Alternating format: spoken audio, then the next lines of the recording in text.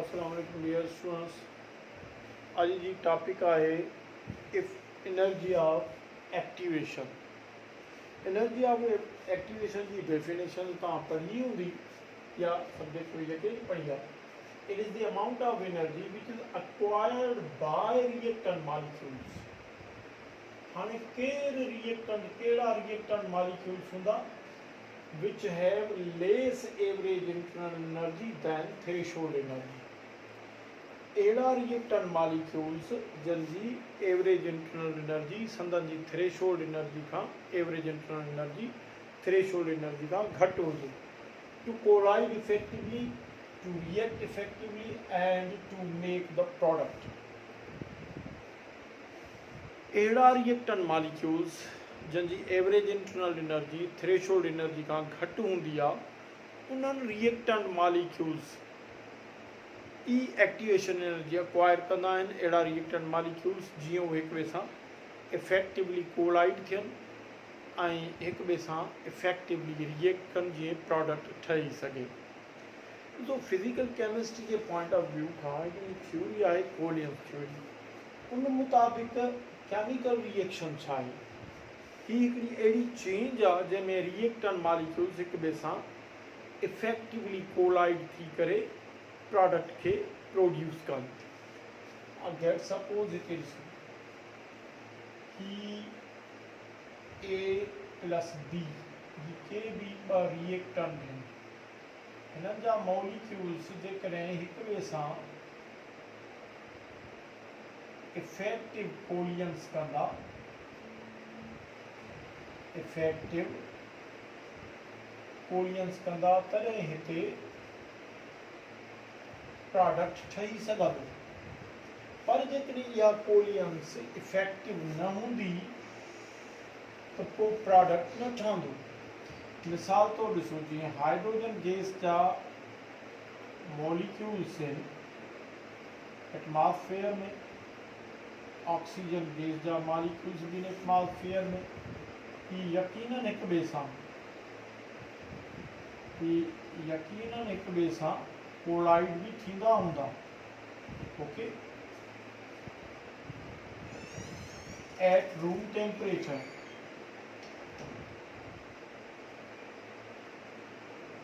पर room temperature ते हिते ही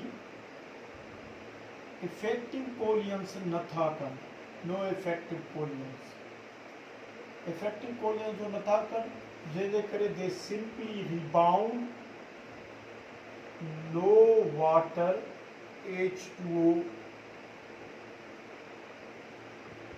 इज फॉर्म। पानी इन करे रूम टेम्परेचर ते नथो ठहे छाकाणि हाइड्रोजन ऐं ऑक्सीजन जा मॉलिक्यूल्स रूम टेम्परेचर ते हाइड्रोजन गैस ऐं ऑक्सीजन गैस जा मॉलिक्यूल्स कोलाइड ते थियनि था, पर उहा इफेक्टिव कोलियंस न हूंदी जंहिंजे करे दे सिंपली रिबाउंड। हाँ सुवाल ये तो पैदा थिए तो कहिड़ा मॉलिक्यूल्स इफेक्टिव कोलियंस करे सघनि था, कहिड़ा मॉलिक्यूल्स इफेक्टिव कोलियंस करण जे लाइक़ न आहिनि। ॾिसो कोलियंस खां पहिरियां रिएक्टेंट मॉलिक्यूल्स वटि हिकिड़ी एनर्जी हूंदी आहे, एनर्जी स्टोर जंहिंखे असां चवंदा आहियूं इंटरनल एनर्जी। हाणे उहे सभई मॉलिक्यूल्स जिन जी इंटरनल एनर्जी थ्रेशोल्ड एनर्जी जे बराबरि हूंदी उहे इफेक्टिव कोलियंस करे सघंदा। पर जन जी average internal energy threshold energy खां घटि हूंदी उहे इफेक्टिव कोलियंस न करे सघंदा। थ्रेशोल्ड एनर्जी छा आहे? ॾिसो हिते असां अचूं कि रिएक्टेंट ऐं प्रोडक्ट जे विच में हिते हिकिड़ी एनर्जी लेवल थींदी आहे थ्रेशोल्ड एनर्जी। हाणे जन रिएक्टेंट मॉलिक्यूल्स वटि इंटरनल एनर्जी थ्रेशोल्ड जे बराबरि हूंदी उहे ई इफेक्टिव कोलियंस करे सघंदा। पर जन जी एवरेज इंटरनल एनर्जी लेस हूंदी, एवरेज इंटरनल एनर्जी जन वटि लेस हूंदी उहे इफेक्टिव कोलियंस करण जे मजाज न हूंदा।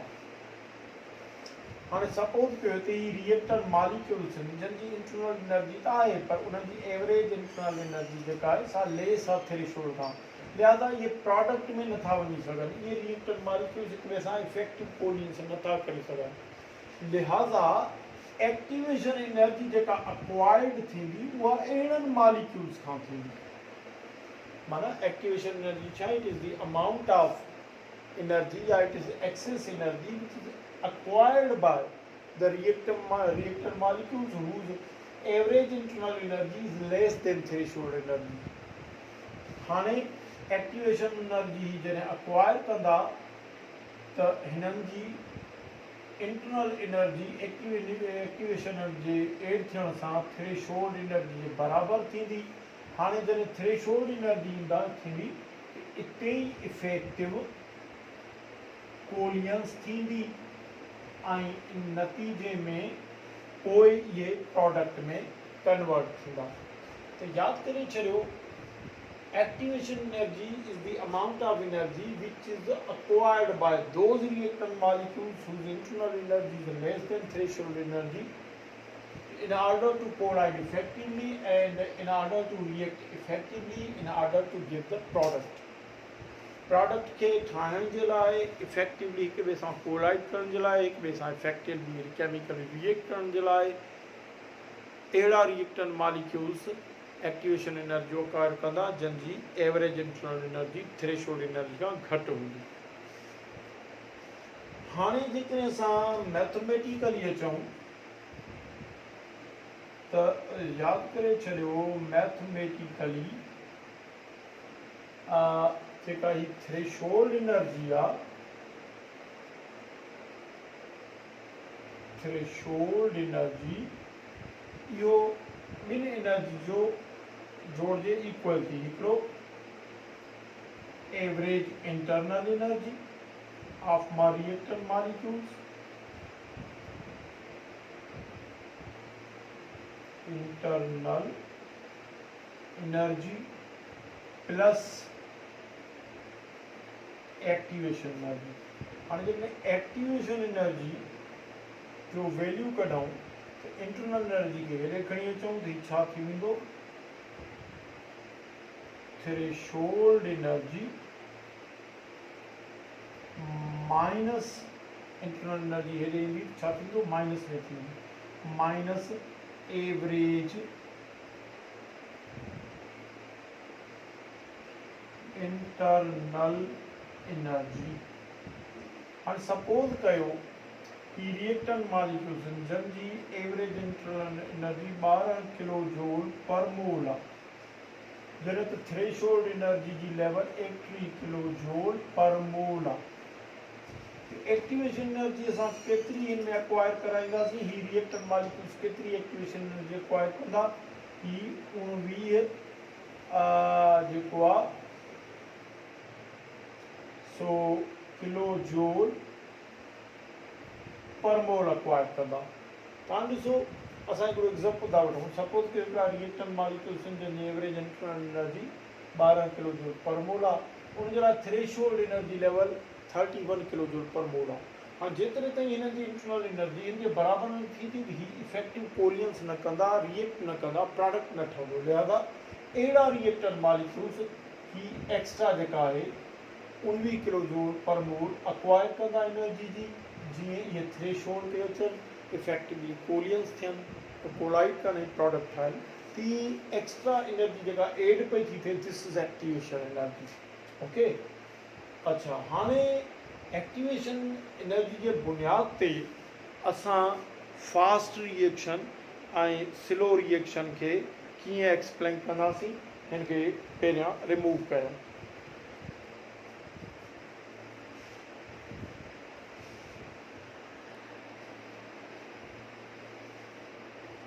Dear students, speed of reaction जेका हूंदी आहे उहा डिपेंड कंदी आहे, speed of reaction depends upon the amount of activation energy of the reaction.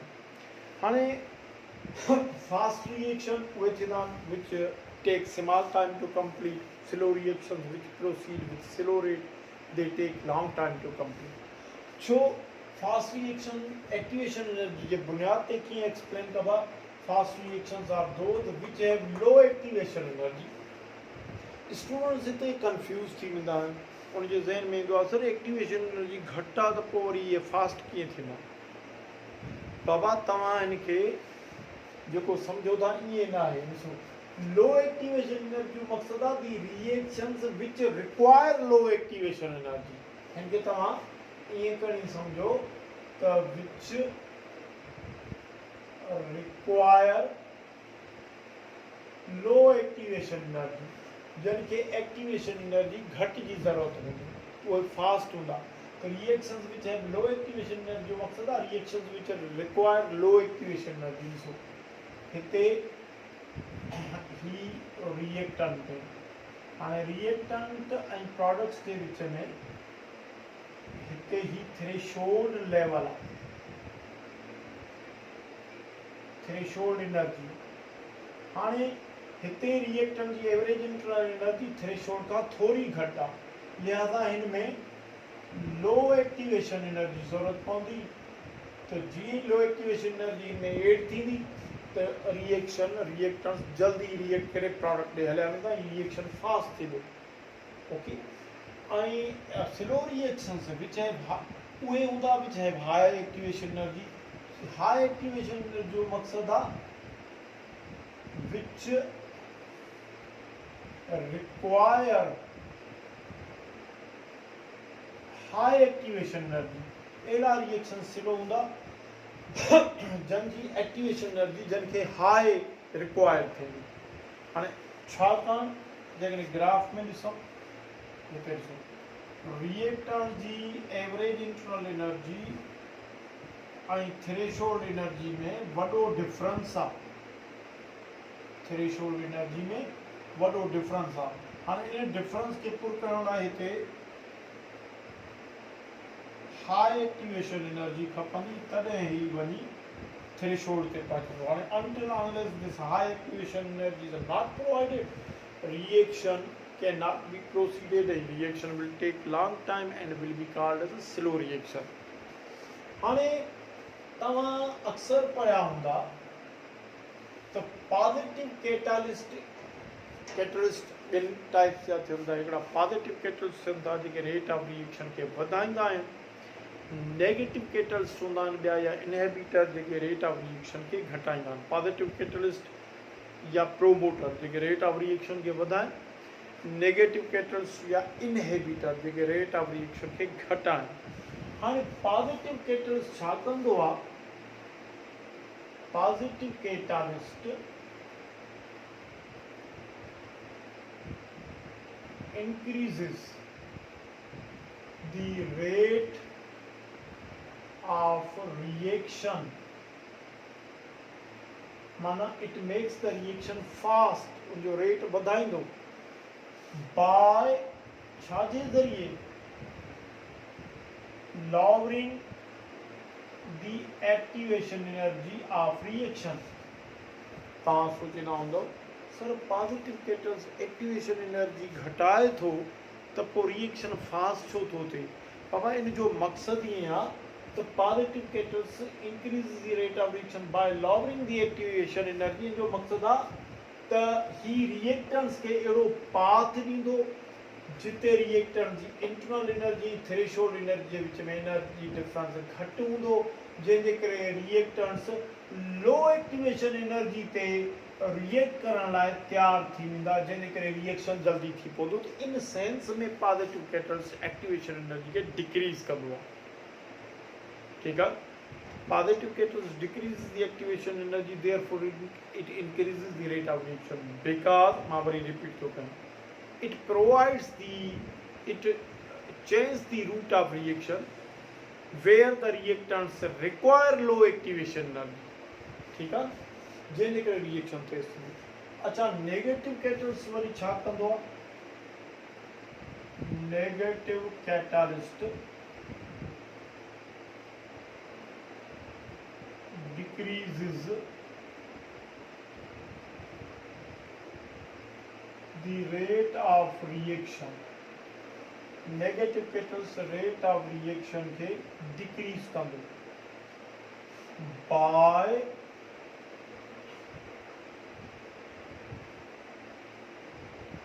Increasing the activation energy.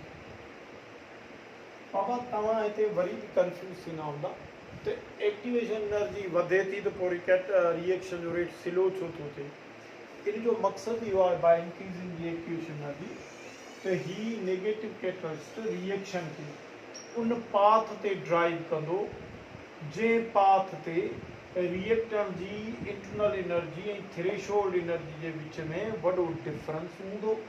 उन वॾे डिफरेंस खे पुर करण लाइ अहिड़नि रिएक्टेंट्स खे वॾी एक्टिवेशन एनर्जी जी ज़रूरत पवंदी आहे। Until unless high activation energy is not provided reaction can not be proceeded and will be called as a slow reaction. तो इन सेंस में नेगेटिव कैटलिस्ट एक्टिवेशन एनर्जी वधाईंदो आहे। हाणे जेकॾहिं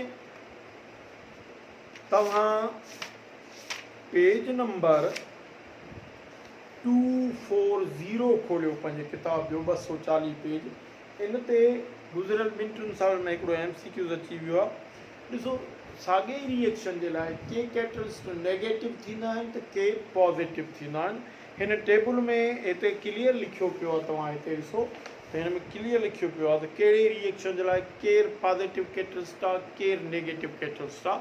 हाणे इन में ही MCQ अची चुको आहे।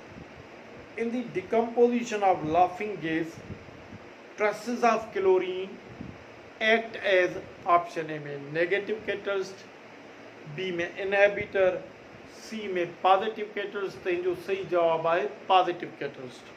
ओके, या जी ॾिसो डिकम्पोजिशन ऑफ हाइड्रोजन पेरोक्साइड आहे, उनमें ग्लिसरीन नेगेटिव कैटलिस्ट जो रोल प्ले थो करे ऐं मैंगनीज डाइऑक्साइड यूज़ कंदासीं पॉज़िटिव कैटलिस्ट जो रोल प्ले थो करे। इहे तव्हां कहिड़े रिएक्शन जे लाइ केरु पॉज़िटिव कैटलिस्ट आहे केरु नेगेटिव कैटलिस्ट आहे इहा टेबल पंहिंजे ज़हन मां नज़र मां कढी छॾियो। हाणे positive catalyst activation energy reaction जी घटाए करे रिएक्शन खे तेज़ कंदो आहे, छाकाणि त उहो अहिड़ो रूट ॾींदो आहे जिते एक्टिवेशन एनर्जी घटि खपंदी आहे रिएक्टेंट्स खे। नेगेटिव कैटलिस्ट एक्टिवेशन एनर्जी वधाए करे रेट ऑफ रिएक्शन खे घटाईंदो आहे, छाकाणि त इहो अहिड़ो रूट प्रोवाइड कंदो आहे जिते एक्टिवेशन एनर्जी रिएक्टेंट्स खे तमामु घणी घुर्बल हूंदी आहे रिएक्ट करण लाइ प्रोडक्ट में वञण जे लाइ।